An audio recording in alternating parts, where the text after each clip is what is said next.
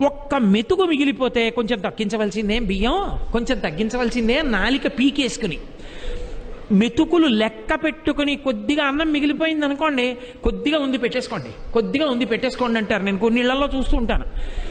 అది అక్కర్లేకపోయినా సరే ఆయన కూడా ఏం చేస్తాడంటే ఇలా గిన్నె చూసి పోన్లే పెట్టేయి, ఎందుకు వదిలేయడం అంటాడు. అంటే ఈ అన్నం గోకి పెట్టేసి కాస్త మజ్జిగో పులుసో పోసుకొని ట్రేడు పోస్తున్నా తినేసి చేయగడిగేసుకుని వెళ్ళిపోవాలి. ఎందుకంటే అది ఎవరూ తినేయకూడదు.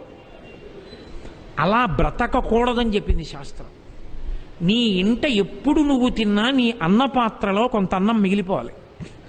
ఏమో ఎవరికి తెలుసు పరమేశ్వరుడు ఏ రూపంలో నీ గుమ్మం ముందుకు వచ్చి నిలబడతాడో ఎవరికి తెలుసు. ఆ వచ్చినప్పుడు నువ్వు ఆ పట్టెడన్నం తీసి పెట్టగలిగితే చాలు, తరిస్తావు. అందుకని ఇలా పెట్టి నువ్వు బ్రతకగలిగితే దానికి మనుష్య యజ్ఞము అని పేరు. చిట్ట చివరిది ఒకటి ఉంటుంది దానికి.